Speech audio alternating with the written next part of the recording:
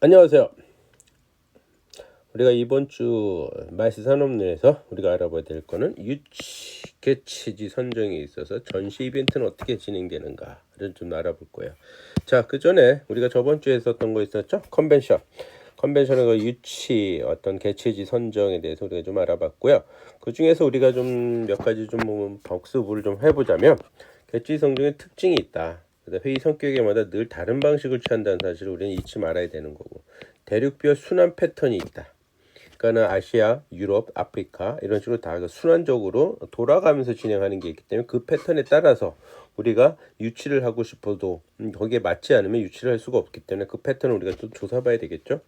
또 국가가 소수인 경우 정해진 순서대로 진행을 해야 된다라고 보거든.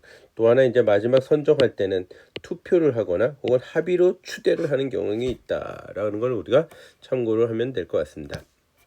따라서 크게 선정 방식은 크게 네 가지가 있다. by invitation, 초대하는 거죠. 초대하게 된다. 이거는 주최국이 모든 비용을 다 대고 있죠. 그렇게 알고 있어요. by closing bidding. 요거는 이제 우리가 대륙별 같은 경우보다 미리 이제 정해져 있기 때문에 그 순서대로 움직이기 때문에 크게 오픈되지 않아요. 오픈되지 않기 때문에 그게 우리가 그 클로즈 비딩이라고 할 수 있고, 다음에 by limited 오픈 비딩, 모든 사람한테 개방은 되겠지만 나중에 두세 개 정도만 MAOU를 맺고 선정을 해서 거기서 이제 비딩을 붙인다라는 거죠. 컴플리트 오픈 비딩이 있다 그랬죠. 이거는 완전 경매하는 방식이라 했습니다. 경매하는 방식으로 그냥 투표를 해가지고 진행이 된다. 총회 같은 걸로 진행을 한다는 소리겠죠. 자, 이래 어찌됐건 그 컨벤션은 크게 유치 단계와 개최 단계로 나눈다. 우리는 이제 오늘 유치 단계를 본다라면, 첫 번째 유치 계획, 의사를 표명하고 그 다음에 활동을 하고 확정을 한다 그래서 처음에 유치를 한번 해볼까 이거죠. 이 국제 컨벤션을 우리가 해볼 만하겠는데 유치 한번 해볼까, 그런 계획을 쌓고 우리가 이제 타당성을 검사를 하겠죠. 타당성을 조사를 해보, 이걸 해볼 만하겠다, 우리 수용 능력이 있겠다, 그런 그다음에 협회랑 또 상의를 해서 하겠냐라는 의지, 수용 능력과 의지를 파악을 하고, 그리고 나서는 어디다가 본부에다가 우리 의사를 갖다 표현하는 거죠. 우리 이거 관심 있다, 우리가 유치해도 되겠느냐, 그렇게 쪽에서 오케이 하면은 유치가 본격적으로 활동이 이루어지게 되는 거죠. 그다음에서 우리가 유치 활동을 시작하고 유치 제안서를 주게 되고, 그래서 그 로비 활동, 그러니까 이런 거 다 겹쳐서, 그리고 나서는 제안서를 갖다가 PPT 프레젠테이션 하게 되고 투표를 하든 어떤 합의 추대를 하든 이런 방식으로 유치가 확정된다라고 우리가 말씀을 드렸어요. 그래서 크게 이렇게 보게 되면 유치 계획에는 행사를 발굴하게 되고 타당성을 검사하고 유치 방침하게 되고 의사를 표명하려 의향서를 제출하고 그다음 제안서 제출해서 우리가 OK 사인을 받으면 바로 보다 활동을 시작하는 게 되죠. 홍보하는 부스를 운영해야 되고, 그리고 좋은 날에는 코리아 나이트까지 운영을 해서 하나의 이벤트도 벌려야 되고, 다음에 개최지 선정할 때 필요한 것처럼 방 안에서 답사를 해야 되겠죠. 그 다음에 투표권자, 의사결정권자들에 대한 로비 활동을 펼친다. 그리고 나서는 이제 최종적으로 확정을 짓는 때죠. 제안 프레젠테이션을 하게 되고, 그다음에 어떤 부스를 같이 운영을 하면서 현장에서 많은 노력을 해야 되겠죠. 그다음에 개최지 투표가 됐던 합의 추대가 됐던 이런 식으로 결정이 이루어진다. 자세히 볼게요. 어떤 유치가는 단체가 발굴하는 게 일단 제일 중요하겠죠. 그 방법으로는 데이터베이스를 이용하는 거죠. UIA나 ICCA를 통해서 어떤 데이터베이스를 해서 찾아내는 게 있고요. 박람회에도 참가해가지고 정보를 얻는 방법이 있고요.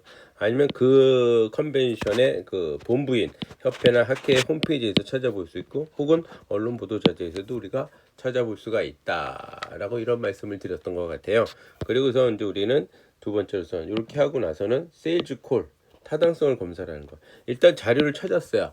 발굴할 만한 것을 우리가 찾아놨으니까 그 다음엔 어떻게 해요? 전화를 해서 가능성이 조사를 한지 일일이 이제 전화를 해서 우리가 할 수 있는지 없는지 한번 파악해 보는 것이 상당히 중요하다. 전화를 해서 확인해 봐야죠. 그 다음에 대상 국제회 선정 시 우리가 미리 이제 고심을 해야 될 거예요.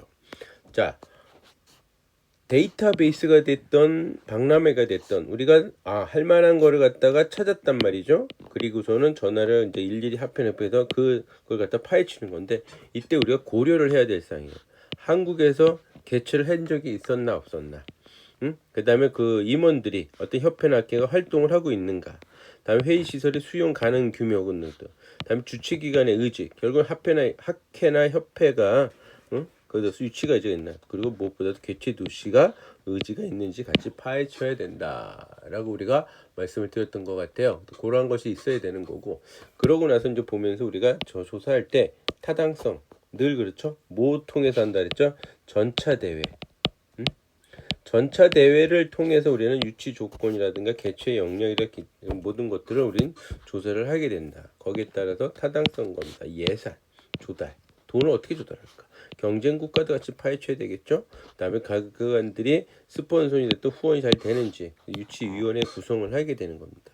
그리고 나서는 우리가 본격적인 활동을 시작하게 되는 거죠. 개최지도 우리가 분명히 알아야 되는 건, 이 타당성 검사를 할 때 컨벤션의 특성을 파야 되고 그 프로그램들을 일일이 봐야 됩니다. 그래야지 컨벤션, 우리가 가지고 있는 컨벤션이 그 모든 것들을 수용할 수 있는지 없는지, 그런 물리적인 것까지 전부 다, 그 다음에 참석했던 사람들이 원하는 게 과연 뭔가, 그걸 우리가 채워줄 수가 있는지 없는지, 그 다음에 개최지 시설 형태, 전체적으로 물리적으로 어떤지, 거기도 원하는 것들은 다 어떤 건지. 그러니까 컨벤션이 제가 말씀을 드렸듯이 어떤 회의가 하나만 열리는 게 아니라 수없이 많은 자그마한 회의들도 열리게 되고, 또한 거기에 모두 따라간다, 전시회도 따라가는 경향이 되게 많이 늘어나고 있다 그랬잖아요. 그러니까 그것도 우리가 고민을 해야 된다라는 말씀이에요. 그렇게 해야 되는 거죠. 그리고 따라서 우리는 개최 선정할 때 자료를 전체 대해서 검사를 하게 되고, 개최지는 우리도 마찬가지죠. 예를 들면은 부산의 백스포라든가 일산의 킨텍스라든가 삼성콘대 코엑스라든가 이 두세 군데를 선정을 해서 우리가 RFP 이렇게 해서 하는 거죠. 그러니까 즉 본부에서 유치를, 아까 우리가 유치 전략을 펼쳤을 때 본부에서 유치 조건 같은 걸 우리가 받아낼 수가, 전체 대해서 확인하겠죠. 거기에 따라서 우리의 이제 각 개최지들한테 컨벤션 센터가 됐든 뭐가 됐든 간에 요청을 하는 거야. 견적서를 갖다가 몇 군데, 두세 군데에다가, 혹은 방문 조사까지. 그냥 요청만 할 게 아니라 과연 진짜 있는지 없는지 확인하시게 되기 때문에 방문 조사까지 직접 우리가 진행을 해야 된다라고 보시면 되는 거죠. 자, 그래서 유치 표명할 때 두 번째 유치 계획을 했잖아요. 그다음 두 번째 유치 표명으로 오게 되는 거죠. 그래서 유치 의향서, 타당성 검사는 일단 끝났어요. 그다음에 유치 제안서, 그다음 유치 지지 서신을 같이 우리가 제출을 하게 된다 라고 보시면 될 것 같죠. 여기 유치 제안서에는 전체적인 요약서가 들어가야 되고, 주최 기관은 누군지, 프로그램은 어떤지, 개최 국가나 도시, 후원금, 컨벤션 시설은 갖추고 있는지, 접근성과 숙소, 관광 프로그램, 그다음에 예산, 요런 거를 유치 제안서에 다 들어가 있어줘야 된다라고. 거기에 빠지지 말아야 되는 게, 제가 지지하는 서신, 특히 그 도시가 됐던 협회 학회가 됐던 그런 것들이 필요하다라는 말씀을 드렸어요. 자, 그래서 유치 활동으로 넘어가요. 자, 유치 계획을 했습니다. 그쵸? 타당성 검사를 통해서 수용 능력이라든가 의지라든가 해서 유치 계획을 했고, 그 다음에 그것이 결정난 유치하기로 한 다음에는 유치 의향서를 갖다가 본부에다가, 컨벤션 주최 본부에다가 우리가 제안을 하게 되는 거예요. 유치 제안서와 지지 서신을 하게 되고, 그렇게 되면 그 다음부터 해야 될 일은 유치 활동이 되는 거죠. 부스를 운영해야 되고, 나트, 다음에 방안회사, 로비 활동에 들어가는 이런 행사들을 진행을 해야 된다. 그래서 일단 우리가 하게 될 때 전략을 짜야 되는 거고, 그러려면 제일 중요한 게 전차대에서 정보를, 그 다음에 결정권자, 투표권자를 분석을 해야 되겠죠. 아, 여기 성향들이 우리를 찍어주겠구나, 경쟁 국가를 가겠구나, 이런 걸 갖다 분석해야 되는 거, 분석을 해야 되는 거죠. 그 다음에 경쟁 도시는 우리보다 장점, 단점, 이것을 전부 다 같이 파헤쳐야 된다라고 보시면 돼요. 우선 정보 수집하게 되는 거죠. 전체 회의를 정보 수집이 돼야 어떤 프로그램을, 전략을 짤 수 있겠죠. 왜? 요구사항, 그쪽에서 요구사항들 다 파헤쳐야 돼요. 시설적인, 물리적인 면과, 다음에 참가자들의 어떤 인적인 사람들의 어떤 그 요구하는 사항들, 그 사람들을 만족시킬 수 있는 것, 이런 걸 파헤쳐야 되고, 불만적인 상황이 나왔던 것들은 또 우리가 해결할 수 있는지 같이 파악해야 되는 거죠. 그 다음에 이제 경쟁 도시, 당연하겠죠. 우린 경쟁자를 늘 파악해서 우리가 그보다 나은 장점은 뭔지, 이런 장단점을 비교 분석해서 좀 장점을, 우리가 단점은 보완을 하는, 이런 식으로 해서 뭘 펼쳐야 돼요? 차별화 전략을 펼쳐야 되기 때문에 경쟁 도시를 늘 분석해야 된다. 그 다음에 차별화 전략이라고 하죠. 대표적으로 차별화 전략의 가장 대표적인 전략을 우리가 참고 삼아야 될 것은, 비멤버 국가를 가입을 많이 하겠다. 그 다음에 저개발 국가를 참가자를 늘리겠다. 그 다음에 학생들 같은 위한 프로그램도 운영하겠다. 그 다음에 아주 유명한 명사들을 초청하겠다. 그래서 연사로서 초청을 하겠다. 그 다음 참가 비용을 절감하는 방법. 항공사라든가 교통카드 제공이라든가 숙박 할인한다든가 해줄 수 있는 거. 그리고 수익금이 발생됐을 시 그 활용 방안, 학회 레거시 쪽으로 그 수익률에 나눈 수익금 비율을 나누는 걸 어떻게 할지, 이런 것도 하나의 우리가 제안서에 제출을 할 수가 있다는 거죠. 이러한 것을 가지고 우리 로비 활동을 펼치는 거예요. 의장, 대의장, 조직위원장, 각각의 임원들, 이사들을 상대로 이러한 거를 우리가 전략을 딱 짜고 난 다음에 우리 이러이러한 차별화 전략을 펼칩니다 라고 해서 덤비는 거죠. 다음에 의사결정권자, 당연히 우리가 뭐에 대한 분석을 해야 되죠. 결정권자, 투표권자들. 그래서 마케팅, 즉 로비 활동을 우리가 본격적으로 시작을 해야 된다라고 보시면 될 것 같아요. 본격적으로. 그다음에 로비 활동, 누가? 학회나 협회나 코트라, 제가 말씀드렸죠. 코트라 가장 많은 도움을 줄 수가 있는 그 전 세계적인 네트워크를 갖고 있거든요.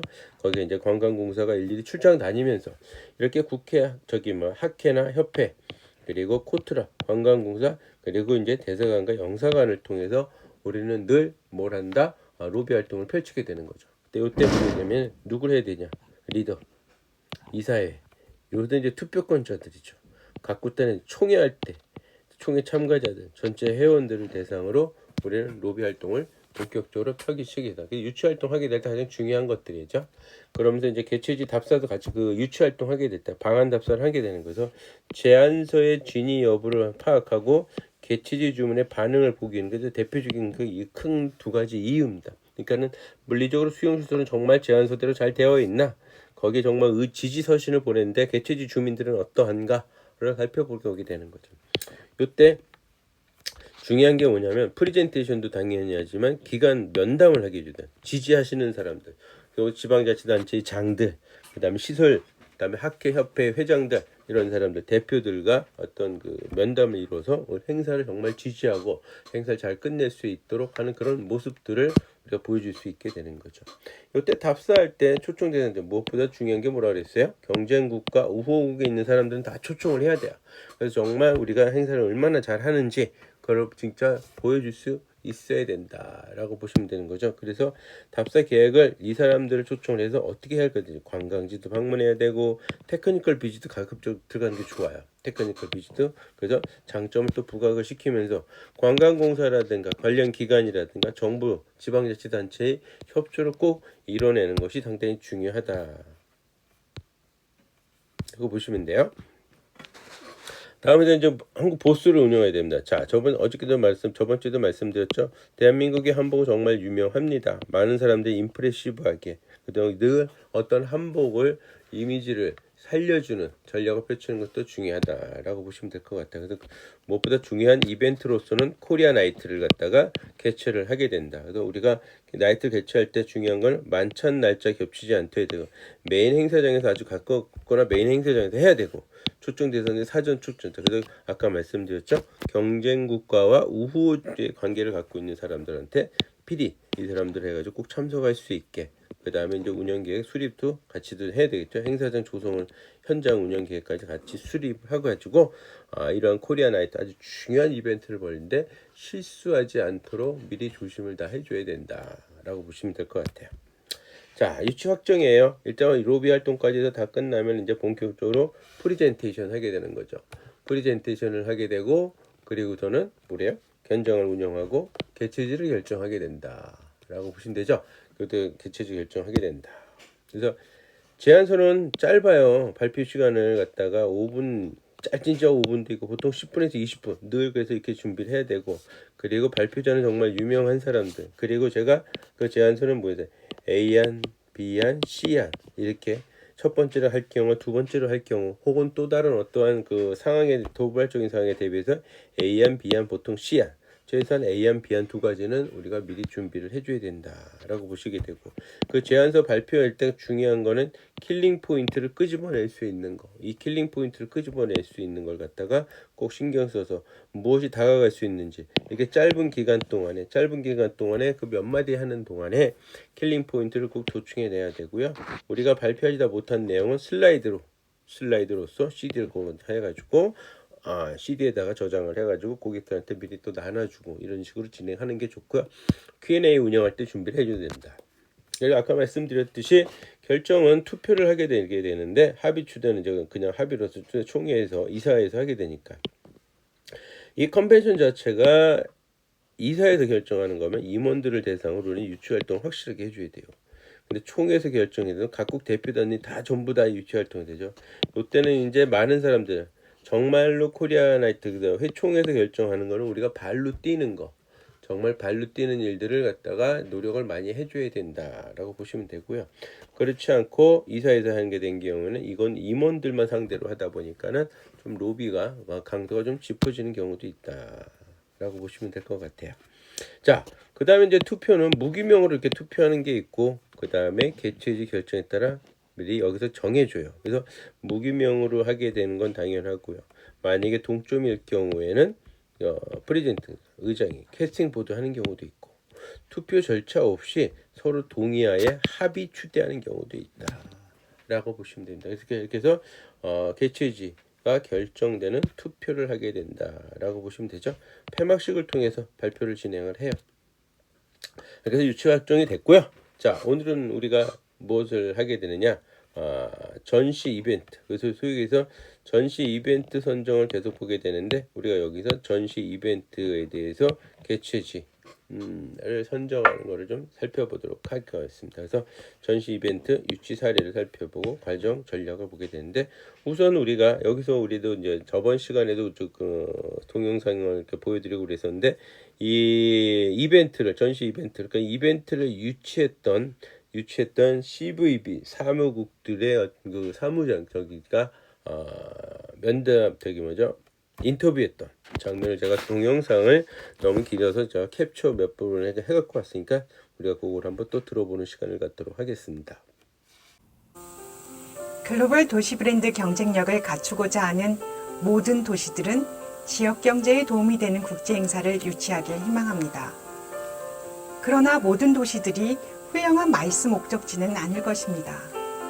여러분은 먼저 유치하고자 하는 마이스 행사의 성격과 개최지를 잘 파악하고 있어야 합니다. 특히 이벤트 유치는 정부 간 고위급 회의와는 달리 지역 고유의 특성을 살려 지역민과 호흡하는 프로그램을 기획해야 하는 특성을 갖고 있습니다. 이벤트 참가자들은 개개인마다 매 순간 자신만의 소중한 추억인 특별한 순간을 경험하길 희망합니다. 따라서 이벤트의 사교 패턴을 분석하고 경쟁국과의 물리적 차별화는 물론 우리만의 정서적 차별화에도 집중해야 합니다. 본 과정에서 여러분이 숙지해야 할 점은 유치 마케팅 전문가는 백조가 되어야 된다는 점입니다. 호수의 우아한 백조는 물속에서 열심히 발을 저어야 그 자태가 수면 위에서 빛나듯 여러분이 발품의 노력과 현장 답사 대책의 민첩성은 여러분의 유치망을 현실로 이루어지게 할 것입니다. 자, 잘 들으셨어요? 좀 어때요? 괜찮죠? 그래서 그런 것도 좀 열에 염두에 두시면서 우리가 이제 성공적으로 이벤트 유치 전략을 어떻게 펼쳐야 되는지 알아보는 시간을 갖도록 하겠습니다.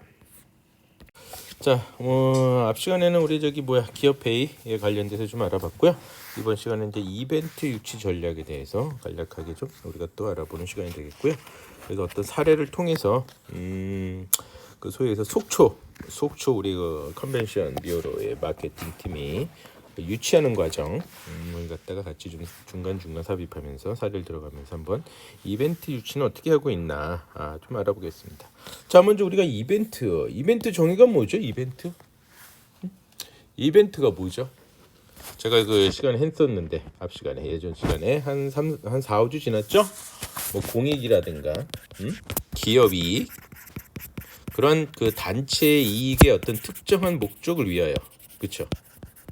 특정한 목적을 가지고 엄밀하게 사전에 계획된, 그렇잖아요. 사전에 계획돼 가지고 어떤 특별한 대상을 특정한 대상을 참여시키는 사건 또는 행사의 총칭이 말했죠? 행사의 총칭이라고.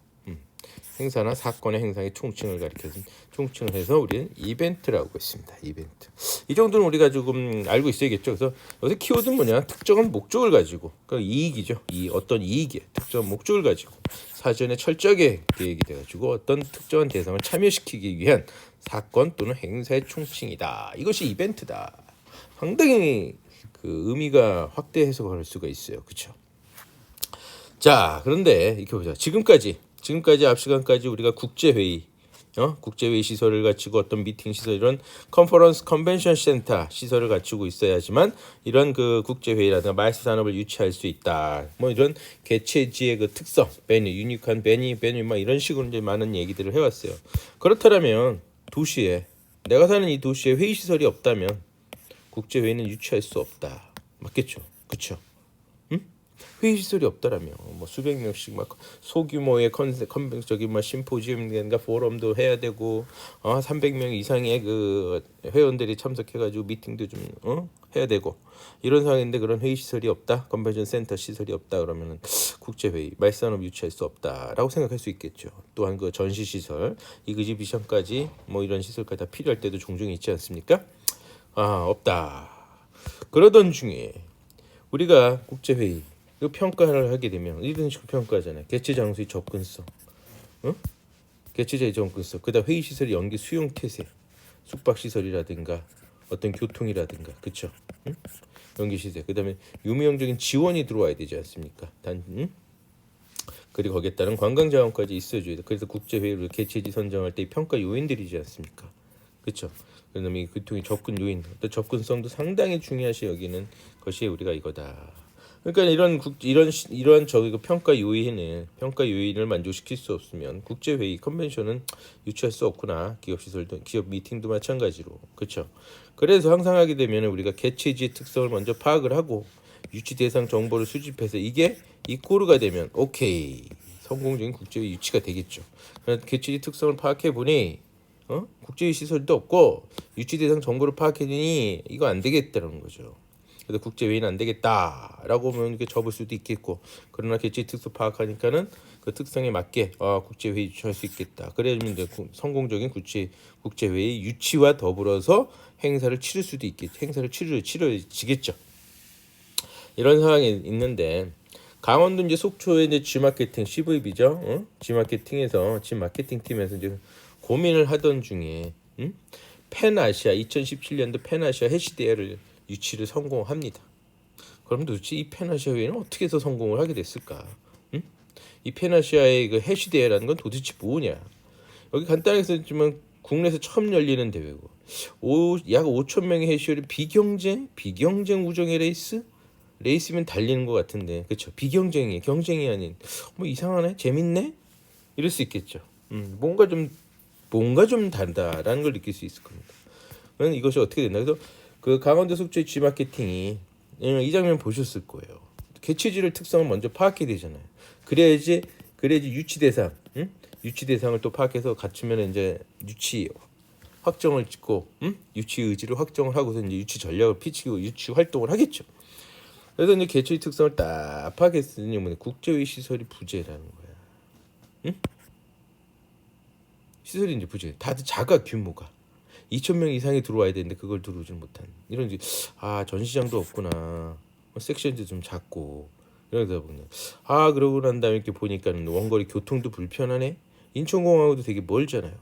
그다음 외국인 시설도 좀 약하고 숙박 시설의 중저가 호텔도 부족하고 호텔이 좀 다양해야 되는데 이러한 것들이 아까 또 국제공항이 인천공항에서 좀 멀고 마이스 재정도 좀 약하다는 거, 지원도. 딴 건 뭐 KTX라든가 뭐 여기 그 숙박이라든가 해양 생태 그런 관광 자원은 괜찮은데, 그리고 기회도 남북하이가 이때 당시만 이제 남북하이 분위기도 나름 뭐 했었고, 그렇죠? 더군다나 이제 평창 올림픽도 이제 유치가 됐으니까 이름을 좀 알리기 시작했고, 강원도. 근데 또 다시 이제 국내의 그 약점을 보니까는 국내 경쟁도 심화되고 브랜드도 어쩌고저쩌고 하게 되죠. 접근성이 개선이 됐었거든요. KTX 다니고 막 이러니까 접근성이 계속되니까 또 이게 숙박 관광객이 잠을 안 잔단 말이에요. 그냥 당일치기로 갔다 온다 이거죠. 그러니까는 숙박 관광이 없어도 감소가 되니 이거 참 대체. 그래서 파급 효과가 실감이 좀 약한 거예요. 파급 효과가. 국제회의는 좀 또 2박 3일만 3박 그 짧게 하니까. 이렇게 그게 그 숙박에서 좀 잠을 자고, 그렇잖아요. 오랫동안 좀 있으면서 관광도 좀 하고 그래야지 소비를 좀 일으키잖아. 소비를 일으켜야 파급 효과가 좀 경제적인 효과들이 좀 팍팍 나타나겠죠. 약간 결국에는 국제회의를 포기하게 되는 거. 공고 시설도 부족하고 국제공항에서도 그렇게 가까운 편 시설도 안 되고 그래서 파급 효과가 그렇게 썩 좋을 것 같지도 않아요 국제. 그래서 국제회의 포기. 그럼 일단 참 속초 나름대로 또 관광은 있잖아요. 자연과 문학적인 매력도 동해안 쫙 끼고 있는 그런 유니크한 배구 대한민국에서 그치 없죠. 그래도 풍부하고 다양하고 뭐 이런 거죠. 중저가 이런 건 좀 약해도 그래서 유일한 그 스토리텔링 있죠. 분단 국가에 그다음에 고성도 가지고 있고 그래서 지자체장이 무엇보다도 강한 의지도 갖고 있단 말이에요. 이런 데는 좀 한번 해보자 하다가 뭐 없을까? 회의 시설이 없이 국제회의 같은 거를 치를 수 없을까 이런 생각을 하게 될 수밖에 없다. 그러던 중 비영리 회의를 알게 됐어요. 일명 스머프라 그래요. 일명 스머프 이게 뭐냐? 소셜 여기 앞자만 따온 거거든요. 소셜 그룹 사회적인 어떤 NCO장 이런 것처럼. 다음에 이제 밀리터리 그룹 군인들 모임. 다음에 에듀케이션 교육 그룹. 다음에 릴리셔스 종교 프로터널 그룹. 이거는 이제 형제 뭐 이런 개념이거든. 형제의 그룹. 하나의 친목계 비슷하게 이게 기독교에서 파생된 건데 어떤 그 형제 모임, 어떤 기독교 형제라는 뜻이거든요. 그러니까 이런 것들이 보니까 비영리란 말이에요. 이런 것들. 근데 이게 재밌는 게 국 전체 회의 시장의 20%나 차지한다는 사실도 알게 됐죠. 그래서 스머프라는 게 있구나. 이런 거는 좀 나름대로 괜찮겠다라는 걸 알기 시작했다. 왜 그랬냐? 조금 좀 더 자세히 보니까 이 스머프 회의들은 보면 성수기를 피해서 한다. 성수기는 어차피 한국 사람들 있기 때문에 호텔도 이런 게 약할 거냐. 경비의 부담을 대부분이 참가자들이 한다라는 사실을 갖다가 우리가 알 수 있어요. 참가자들이 직접 내요. 다음에 FIT를 개별적으로 참가한다는 거지. 이 회들은 대부분 그냥 한꺼번에 쫙 이렇게 개별적으로 도착하고 기획하고 부대 이벤트가 되게 많아요. 이런 것들은. 그래서 지역의 그 유니크 메뉴를 활용을 해야 돼. 부대 이벤트들이 많으니까. 그다음 행사 후 지역하고 관광하고 연계가 돼야 되고 지역 상권과 접근이 용이해야 돼요. 즐기는 거니까. 그러니까 이것 자체가 사교 모임의 특성이 강하다. 이 모임 자체가 이 스머프는 그 사교 모임의 특성이 강하다. 사교 모임의 특성이 강하다라는 건 잠깐만요. 좀 지워봅시다. 좀 지저분해졌으니까. 사교 모임의 특성이 강하구나. 사교 모임의 특성이 강하다는 건 뭐예요? 이벤트 어떤 감성 이런 거지 않습니까? 어떤 딱딱한 일반적으로 우리가 포멀한 그 비즈니스 이런 개념에서는 좀 살짝 멀어지는 거죠. 그러니까 이 사람들은 특징이 뭐냐면 이게 부대 행사가 더 중요한 거야. 부대 행사가 조직 전체적으로 일부분을 여기는 이 조직 회의들은 그냥 하나의 일부분이야. 총회 같은 건 그냥 하나의 일부분으로서 할 뿐이지 중요한 건 부대 행사다. 그러다 보니까 이벤트 성향이 강할 수밖에 없는 거예요. 감동적인 감성 이벤트 특성 중에 어떤 감성이거든요. 감동을 준다. 어떤 동원을 한다. 동원 많은 사람들이 동원이 되는. 그래서 많은 사람들 동원하기 위해서 감동을 줘야 되고 흥미를 유발해야 되는 거. 그러니까 부대 행사가 중요하게 되고 그 이벤트 성향의 특성을 좀 많이 갖고 있다. 특히 이 스머프 같은 회의들은 그걸 알기 시작을 했다라는 거예요. 그래서 속초는 또 생각을 해보고 속초는 공항을 떠나서 구불구불한 산길을 따라 떠는 지역 풍경의 스토리화를 하나를 만들어내고 속초 자체를 갖다가 이런 그 개최지는 내는 특성을 가진데 여기에 맞는 타겟된 이벤트를 발굴하는 것이 무척 어렵다. 거기에 관련된 정보는 더더욱이나 어렵다라는 거다. 왜 그런가 했더니 이런 이벤트나 스머프웨이 같은 경우엔 ICCA, UIA, DMA 이런 정보가 없다. 아예 없어. 정보가 없단 말이에요. 정보가 없는 거야. 정보가 관련된 정보가 없다. 그다음에 유치 제한 규정도 공식하지 않았어요. 아주 자유로워요. 프리스타일. 여러분들이 좋아하는 프리스타일이야. 이런 딱딱한 이런 그 어떤 규정도 없고 정보도 이런데 ICCA, UIA 같은 협회 이런데 국제적인 기구의 정보도 없다는 거죠. 그러니까 정보 수집이나 타깃 이벤트 발굴 정보 수집이 어려니까 타깃 이벤트 발굴 종종 어렵겠죠. 이렇게 어려운 상태입니다. 그러던 중 이 사람들이 이제 정보를 갖기 위해서는 어떻게 해야 됩니까? 뭐든지 보면 유치 대상의 정보를 얻기 위해서는 어떻게 해야 된다? 인적 네트워크가 중요하죠. 사람들의 어떤 네트워크가 중요한 거라. 그래서 뛰어다니죠. 해당 기관의 어떤 국내 네트워크들을 찾아다니면서 알아보는 겁니다. 정보를 계속 찾고. 그다음에 먼저 전차 대회, 어떤 걸 알게 되면 전차 대회를 또 분석을 하게 되는 거. 먼저 대회가 어떤 일이 있었는지 어떻게 해야 되는 건지. 그다음에 아예 그냥 IOC와 직접 메일링을 하는 거죠. 본부에다가. 그 국제 행사에 그런 그 행사의 그 본부 국제 본부에다가 저는 직접 연락을 취하는 거죠. 그래서 참가자들 기존에 거기 참가자였던 사람들 찾아와서 경험담도 좀 많이 들어야 되는 거고. 그리고 국내에 이런 국제 주주가 있는 국내 지사죠. 국내 소유에서 굳이 얘기하면 기업처럼 얘기하면 국내 지사장의 유치 의지는 있는지도 좀 한번 파악하면서 정보를 이건 이제 나중에 하는 거죠. 어떠한 정보를 위해서 유치 대상 이벤트를 찾았으면 여러 가지 그것도 한번 확인해 보는 거죠. 유치 대상 이벤트를 찾았다 맞는 걸 누구랑 어디에 맞는 걸 개최지 특성에 맞는 거를 개최지 특성과 유치 대상 이벤트가 맞아야 되지 않습니까? 맞으면 그때 이제 국치위원장의 의지, 유치 의지는 있는지 한번 파악해 본다라는 거죠. 그러던 찰나에 그 강원도 이 G마케팅 CVB가 이제 그 요것도 아시죠? 예전에 그 왜 저기 그 마이스 관련 박람회 총회 참가하는 거. 그래서 IMX 같은 참가하고 온 거예요. 프랑크푸르트, 라스베가스 이런 데서 참가하고 오는 거예요 지금. 그 진행되는 것들에 대해서. 그래서 IMX 행사를 참가하고 귀가하던 중 거기서 알게 된 게 하나 있습니다.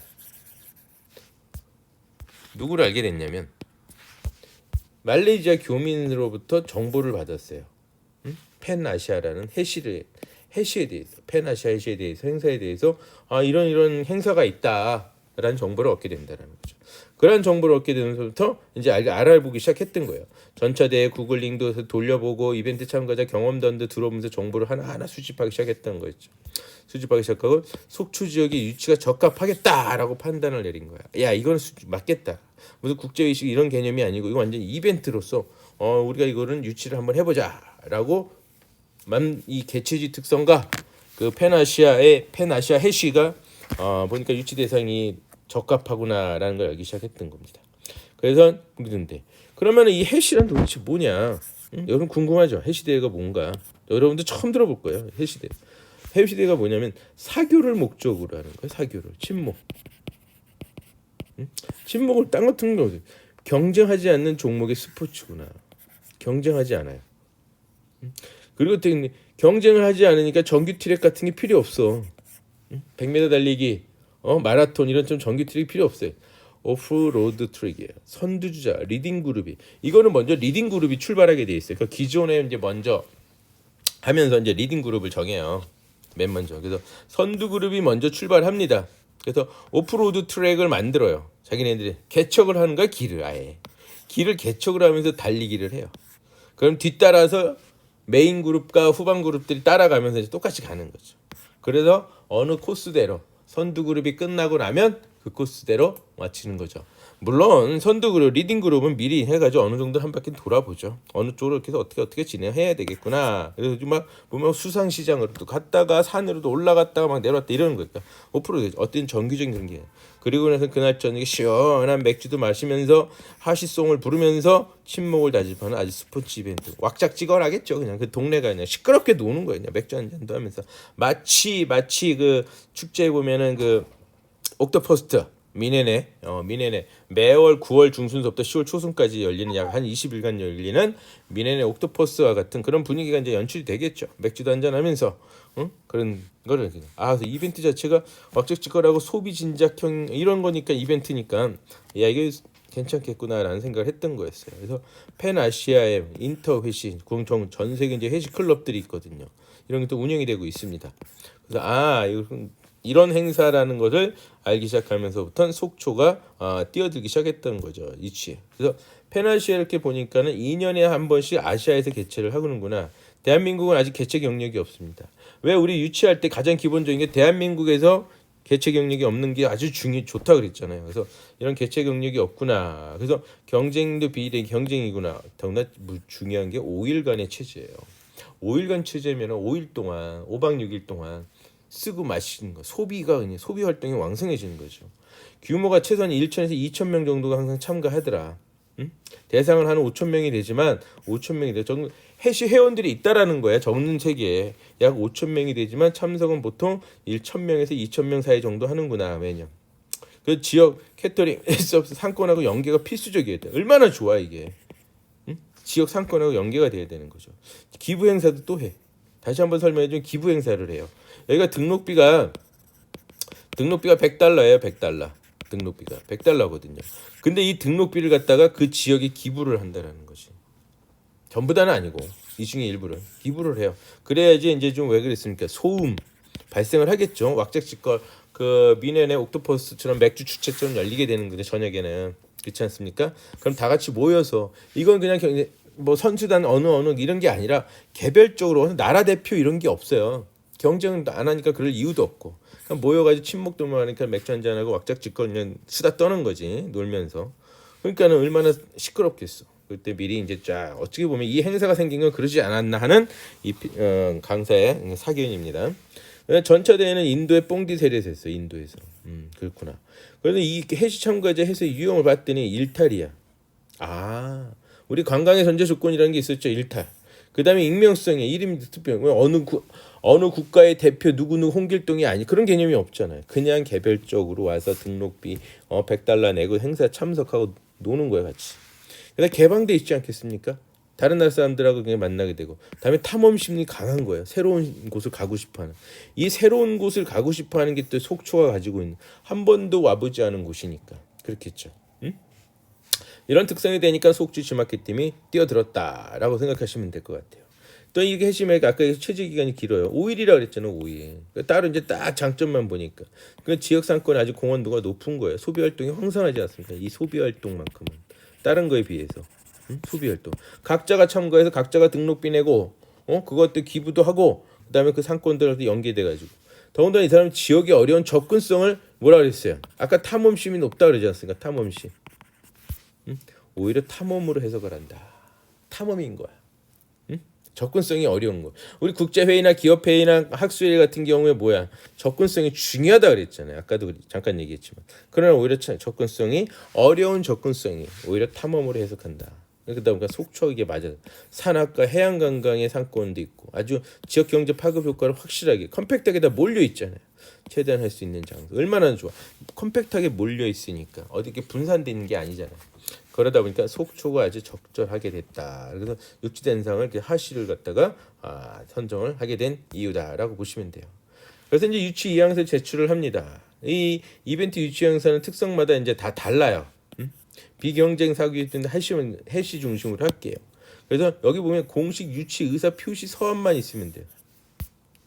여긴 저기 필요 없다. 정부 부처라든가 개최지 후원기관에 적극적인 지지서를 갖다 지지 이런 것도 보내야 되잖아요. 배제 필요 없다. 이 사람 다양한 지역의 해시클럽 멤버들이 개별적으로 참석하는 거거든. 개별적으로 참석하고 다양한 사람들이 그런 걸 감안했을 때 참석자들이 그냥 다양하거든. 해시클럽 사람들이 다양하거든. 그렇지 않았습니까? 다양한 사람이 프리스타일 자유롭게 참여하는 거기 때문에 자유롭게 참여하잖아요. 어떤 정부기관 이런 개념 있으면 좋지. 그러나 그게 중요하지는 않더라. 그래서 보게 되면 개최 주최기관이 어디이며 속초죠.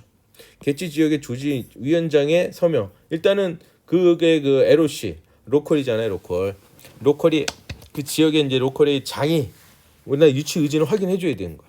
그다음에 개최 지와 개최 시기를 이제 쓰게 돼 있다. 그래서 여기 그 이벤트 이 하시 이벤트의 유치 행사에서는 가장 중요한 개최 시기와 개최 장소다. 이것이 비딩의 어떤 결정적인 요소를 차지한다. 그리고 또한 그런 것이 투가자의 참가자 심리. 개최 시기 다행히 내가 휴가 낼 수 있는 시기다. 그렇죠? 비용도 싸고 아주 좋네. 경제적이네. 비수기 때 하니까 이런 영향들을 미친 결정적인 디시전 메이킹 할 때 의사결정에 영향력을 상당히 크게 미친다라고 보시면 된다는 거죠. 그래서 이러한 것들 정할 땐 사전에 NOC와 이건 국가 이제 그 기구죠. 국가 대표. 대한민국의 대표 뭐 이런 식이 되는 거예요. 대한민국의 대표. 근데 LOC는 뭐예요? 대한민국의 대표가 아니라 이건 속초의 대표. 개최지 속초의 대표 LOC. 그러니까 로컬이에요, 로컬. 이건 내셔널이고. 그다음에 대한민국의 대표도 있지 않겠습니까? 뭐 속초 대표가 있고 양양 대표가 있고 강릉 대표도 있고 예를 들자면 대표는 뭐 전주 대표, 목포 대표, 부산 대표, 인천 대표들은 다 LOC들이란 말이에요.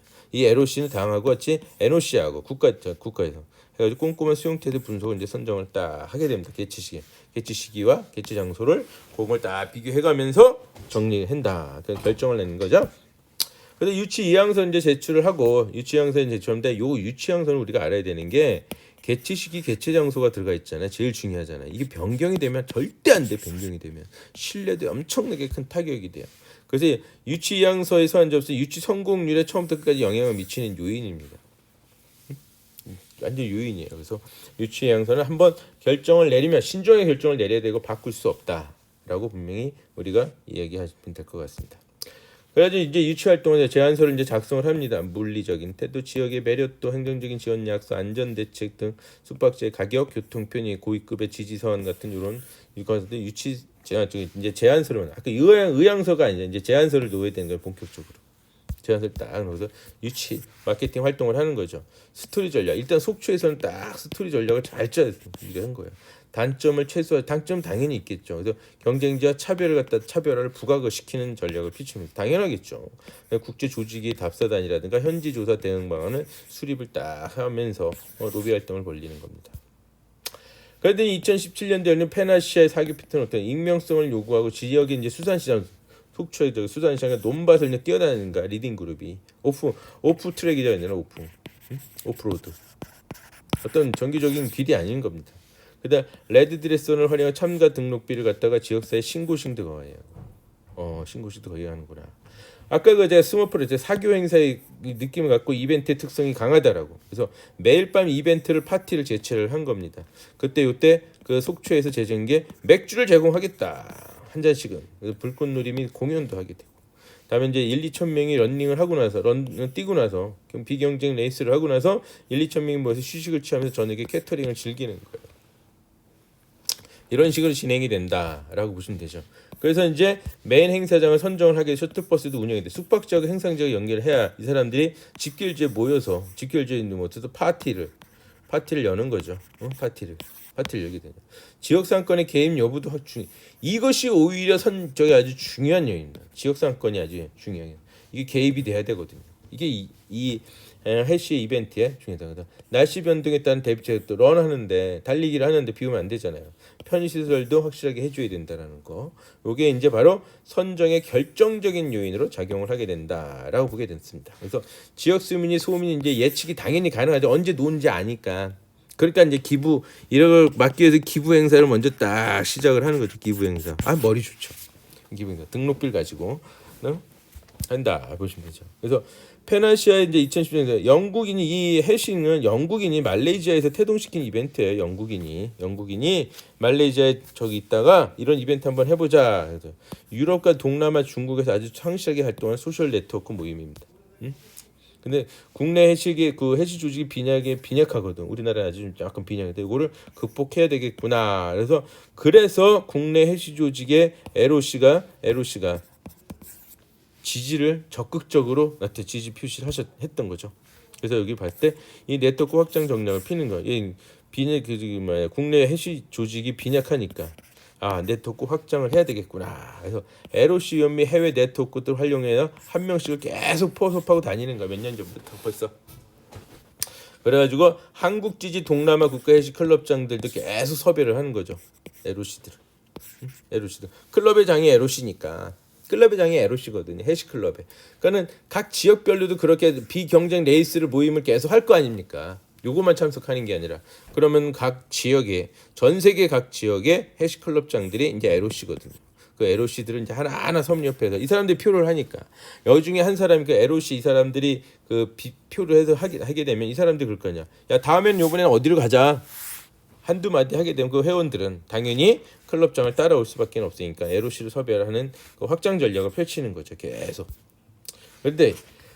그래서 이제 우리가 여기 페나시아 2017 경쟁지를 살펴봤어요. 강원도 속초. 근데 경쟁소가 나타난 게 뭐냐면 말레이시아 코타키나바리.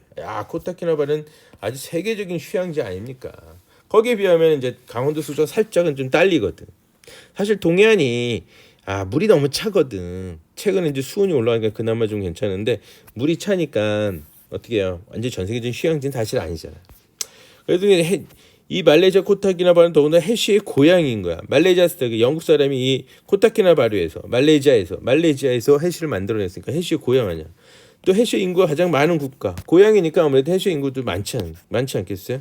그다음 든든한 LOC, 경험이 많고 유치도 많이 했었으니까 LOC는 아주 정확하게 그 나름대로 노하우가 정착되는 거죠. 그러니까 아주 든든한 LOC도 구성이 돼 있는. 과연 그런 속초가 이 코타키나바루하고 싸워서 이길까? 차별화 정책을 찾는 거예요. 이제 이거를 위한 경쟁이 붙었을 때 비딩을 이기기 성공을 하기 위해선 어떤 차별화 정책을 펼쳐야 되는가? 이게 속초의 고민이었겠죠. 근데 가만히 보니까 전체 대화가 인도 뽕디셀이고 이번에 경쟁지는 코타키나바루란 말이에요. 공통된 연상된 이미지가 뭐예요? 덥다, 그렇죠? 불편하다, 치안, 모기가 여기 좀 참가자들 경험을 딱 보니까 이거거든요. 뽕디셀이도 마찬가지고 어차피 뽕디셀이에서 제안서를 발표해가지고 다음 2017년도 거 결정을 내려야 되니까 그래서 당연히 이제 인도 뽕디셀은 다들 참석자들이니까 다 더운 거 이런 걸 안다라는 거죠. 그래서 차별화 정책을 여기서 이제 빼오는 거죠. 차별화 정책. 가을 단풍 시원한 공기 힐링을 갖다 어필하는 거야. 덥다에 반대가 되는 거죠. 생태보호지구의 미슐린 가이드 별 3개짜리 설악산이 그대 품 안에 엄청난 이제 풍경을 보여주는 거죠. 그 다음에 대한민국만이 갖고 있는 매운 김치, 회, 막걸리 이국적인 맛에 도전하라. 이 사람들은 탐험심이 있다 그랬잖아요. 탐험심. 편리하고 깨끗한 편의시설. 아무리 탐험심이 있다고 오픈 개방형이라 그래도 편의시설은 필요하겠죠. 청결한 숙박지, 지저분하지 않다. 공공의 강력한 지원, 대한민국이 공공의 강력한 지원한다. 상가보다 당신만의 해수 이벤트를 해줘. 그래서 문화적 거리감이 있는 것이 좀 불편하고 머리가 많이 떨어져 있으니까 비싼 물가, 호텔이라든가 항공료, 식비 이런 것이 좀 비싼 게 요게 흠인데 요거를 잘해야겠다. 그래서 호텔 같은 경우나 식비 같은 경우는 좀 다양하고 저렴하고 다양하게 좀 만들어내는 거죠. 항공료도 항공사도 요청해서 비행기 좀 저렴하게 해줘라. 이런 얘기들을 하게 되는 거죠. 좀 조율을 할인 쿠폰을 발행을 한다든가. 그래서 페나시아 이제 해시 2010년 제안 발표를 하게 돼요. 이때 제안서를 만들 땐 제안 발표에서 제안서를 만들어야 될 거 아닙니까? 제안서를 만들 땐 어떻게 해야 되냐? 그걸 좀 한번 살펴봅시다. 비딩 이거는 제안서 발표는 비딩 당일날 하거나 아니면 하루 전날 밤에 합니다. 언제 할지 몰라. 그때 분위기에 따라서. 그리고 누가 할지 몰라. 먼저 1번으로 할 사람이 그 대한민국이 있지. 1번으로 할 사람이 대한민국이 있지. 2번으로 할 사람이 말레이시아일지. 모른다라는 거. 이게 바뀔 수도 있고. 발표 형식은 PPT로 해야 되고 1천여 명의 참가자 전원이 발표를 참가하는 데서 발표를 해야 된다라는 거죠. 그래서 이벤트 유치 제안을 준비한 거죠. 그래서 이때 발표 순서에 따른 차별화 전략을 그래서 그 시나리오를 2가지를 만들어야 돼요. 당일날 할 경우 첫 번째, 두 번째는 전날 할 경우 다르겠죠. 언제 해야 되는지.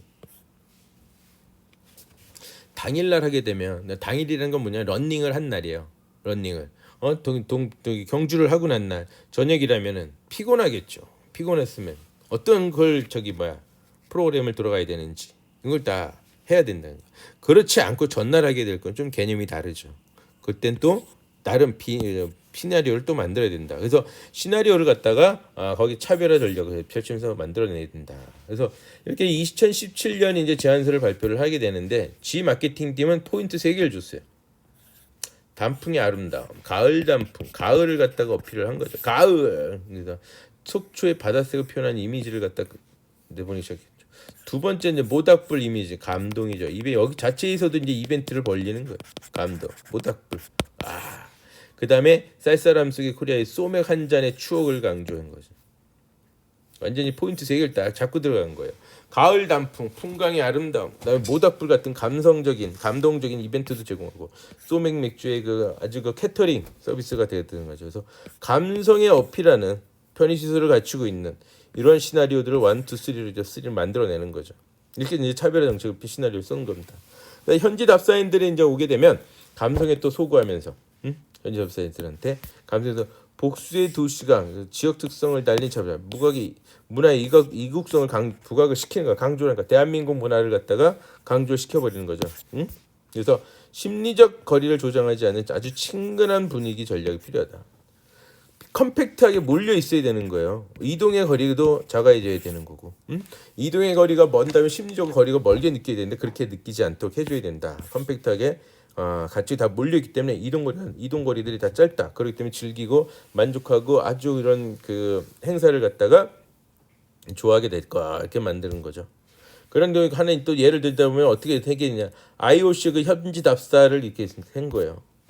분명히 인천에서 올레는 장거리 교통이잖아. 그러니까 장거리 교통을 해결하는 거야. 그랬더니 방법은 뭐냐. 사절단의 피로가 그들 스스로만의 스토리를 재창조하는 거야. 그러니까 하나의 탐험심처럼. 아까 해셔들의 특징을 보게 되면 어려운 접근성을 탐험으로 해석한다 그랬잖아요. 그러니까 사절단도 그렇게 만들어줘야 되는 거야. 사절단도. 그래서 든든한 한국의 음악 딱 잔잔하게 쫙 틀어주고 은은한 다음에 개체지 풍경을 동영상을 쫙 또 풀어주는 거죠. 그리고 휴식 충분한 시간을 고려해서 뭐 과자라든가 떡볶이, 커피, 인삼차 이런 걸 제공을 계속 해주면서 따뜻한 타월도 갖다 퍼서 있다가 해주니까 얼마나 좋겠어. 비록 장거리 한 3시간 이동하는 것이 지루하지가 않았던 것이죠. 거기에 아주 유머 감각이 있는 수행 팀원도 해가지고 아주 유머 이렇게 항상 웃다 보면 피로도 풀리고 그러니까 아주 그냥 피로 상쇄되게 만들었던 거고. 다음에 이제 교통 안내 책자도 제공해서 공항 리무진 버스는 어떻게 이용해야 되는지 지역을 연결시키는 우등 고속버스는 언제 출발하고 어디로 이동 이렇게 교통시설에 대해서 안내를 확실하게 해주는 아주는 책자까지 만들어내고 그다음에 KTX 휴게실을 이용하게 한다. 그 다음에 무엇보다는 이제 방문지 고위층 관계자 면담을 주성을 꼭 성사시켜야 된다. 그래서 이때는 어떻게든 언제 할지 모르니까 고위층한테 오늘 하루는 좀 대기만 해주십시오. 뭐 이런 식으로 부탁을 하게 되는 거죠. 그래서 지자체 단체장을 만나 유치 의견을 확인하게 해줘야 되는 거야. 그리고 원스톱 서비스 제공에 아무 문제 없다고 걱정하지 말라고. 그래서 한국관광공사 숙박지 지역 컨벤션 부로 다시 이해관계자들이 나타나서 그 관계자의 면담을 주선을 하게 된다는 거죠. 그래서 면담 스케줄에 난 융통성 있게 잘 대응을 해줘야 되겠죠. 그래야지 문제 없이 잘 끝나니까. 그다음에 지역 주민의 이제 로컬 문화 시찰인 거죠. 나이트 투어와 밤에 즐길 거리를 하는 거예요. 감성에 결국 소구를 하고 있습니다. 이건 뭐야 결국 문화 체험이거든. 문화 체험. 사람은 다른 나라에 가서 문화 체험을 하고 싶잖아요. 그 나라의 문화를 체험하고 싶은 거야. 직접적으로 그 속으로 문화 속으로 들어가고 싶거든. 그래서 나이트 투어와 밤 길거리를 갖다가 완전히 그냥 원하는 대로 해주는 거죠. 그 다음에 호텔도 다양하고 아주 저렴하게 정부에서 어느 정도 지원하는 개념 세제 혜택을 준다든가 해서 다양하고 저렴하게 해줘야 된다. 그리고 택시 및 대중교통 이용의 편리성도 강조를 해주는 거야. 이 정도면 되겠네. 그래서 동선 선정 기획하고 방문단의 피로도를 갖다가 고려를 해가지고 일정을 갖다가 짜야 된다라고 보시면 되겠죠. 자, 유치 제안서 발표 및 개최지 약정은 잠깐 쉬었다 하도록 하겠습니다.